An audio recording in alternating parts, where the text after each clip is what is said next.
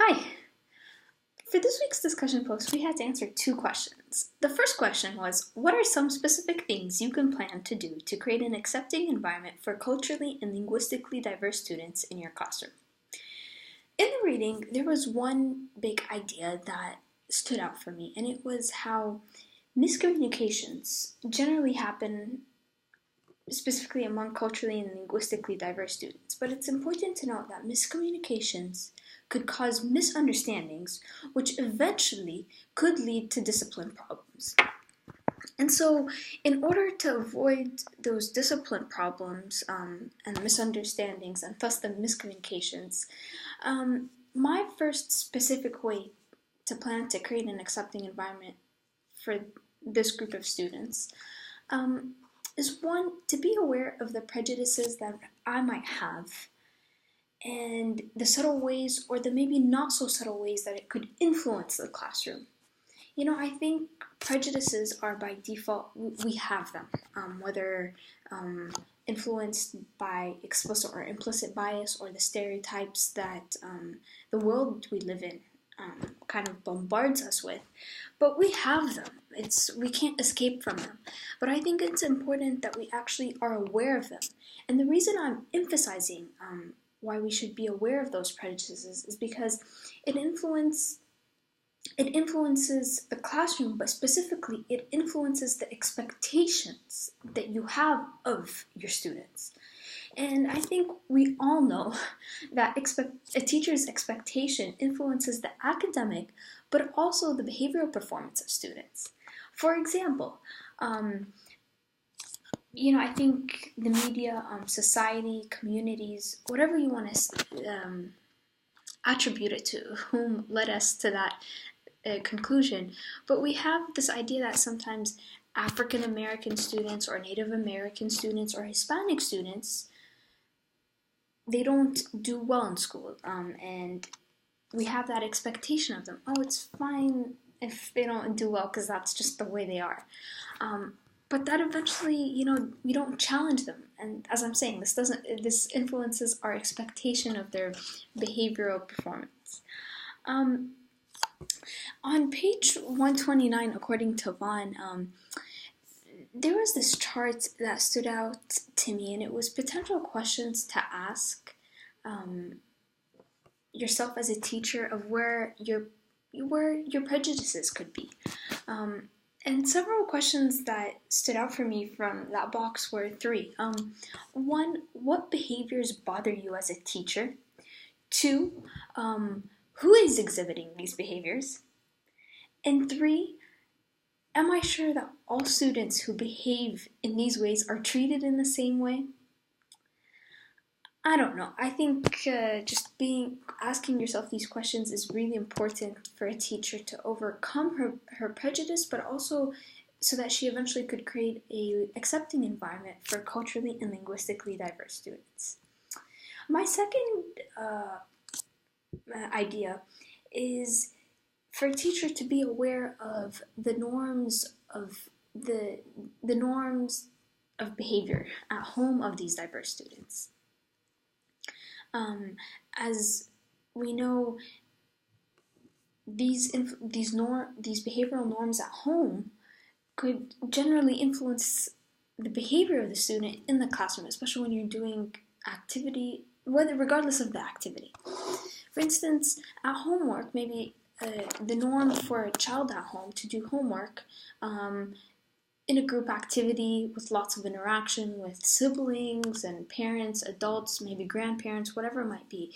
But at school, and we understand that homework is kind of an independent, solo, quiet time. However, that's not the norm for that child. And then when that child comes to school, there's an expectation of him to do independent schoolwork, where he's working quietly. But maybe you as a teacher, you have that expectation, but you don't understand the norm for that child. He's not used, or she's not used to doing that, work independently. And so that could eventually lead him to getting, in trouble. And so being aware of the behavioral norms at home will help address the issue in the most appropriate manner. This leads me to the second question for this week's discussion, which was describe 3 ways you can promote acceptance of students with disabilities in your classroom. So in other words, how would you manage this inclusive setting?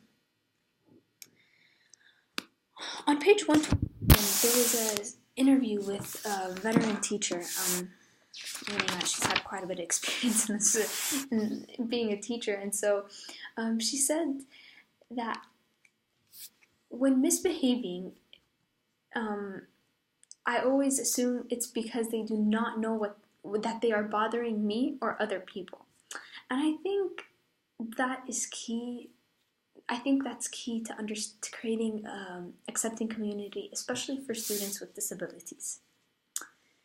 So what are the 3 ways that I can promote acceptance for students with disabilities? 1, I would base it off of that snippet, that interview that they made with her, is establish personal relationships. That teacher, she specifically spends the first month of school getting to know her students. What are their hobbies, their interests, what's their family life like, how many siblings, and so forth. And by establishing a personal relationship, you are treating all students respectfully, and you're communicating that respect to them, to every single one of them. And 2, I would probably showing concern for these students, and to show that I am responsibly taking care of them. My second idea would be to focus on abilities, specifically for creating an accepting environment for students with disabilities. Society already labels them with their disabilities, so I think I think in my classroom, I would like to focus on their abilities. It's important for us as teachers. I would model it, but also I would support my students in seeking and using that knowledge about their abilities and their expertise for certain projects, for certain activities.